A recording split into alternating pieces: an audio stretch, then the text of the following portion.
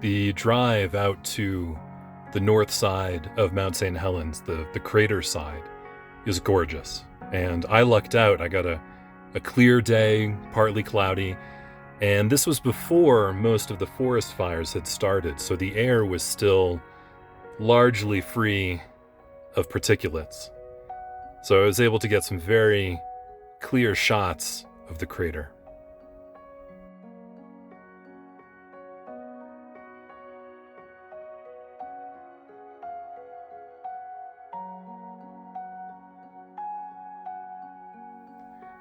One of the things that's so spectacular about this area is that the explosion of Mount St. Helens filled in this valley with silt and dust and ash.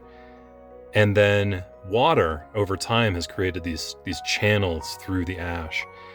And it's hard to capture in video or photography just how beautiful and strange this landscape is. You can see some of the channels here, just beautifully carved into this dusty, silty soil.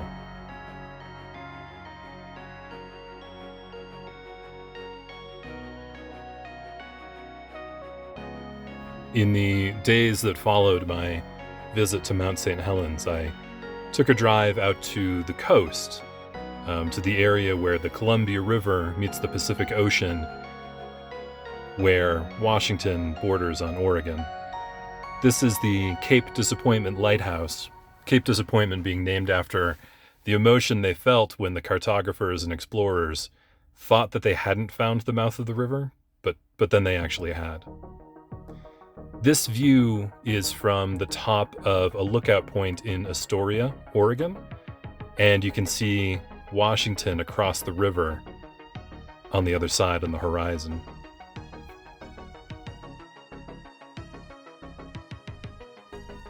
One of the things that I love most about traveling across America is driving over big bridges.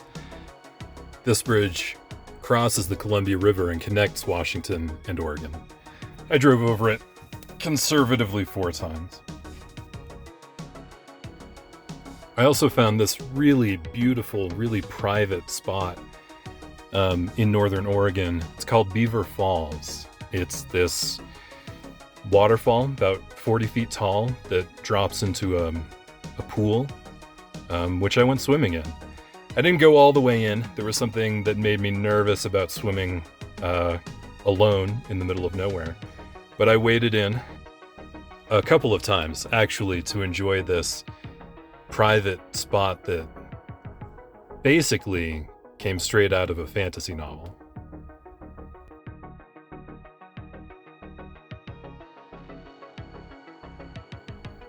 The walls of this little area were made of, I think, basalt, because they formed these vertical hexagonal columns that came to an end at the bottom where they had been eroded away.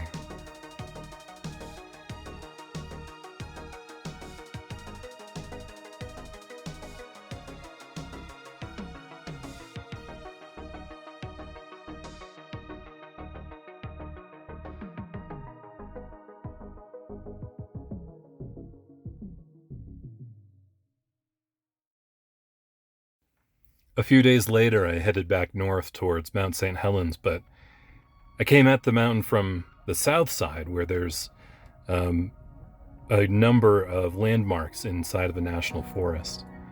And I found this campsite that was beautifully secluded and forested and private. But then just across the street, there was another campsite that was beautiful and secluded and private. And a group of college kids decided to take that one. So they were partying and screaming all night while I was trying to sleep in the van. But I got some more shots, this time from the south side, so you can't see the crater, but some beautiful shots of Mount St. Helens. And here you can see another riverbed that was filled in by silt and ash.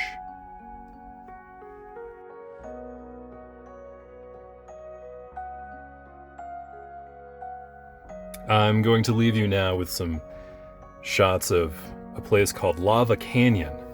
Apparently, this canyon was created millions of years ago, but was covered by soil for millennia and was exposed by the explosion of Mount St. Helens. And now it is a series of waterfalls and rapids that you can hike alongside. I want to thank you for joining me on my journey today.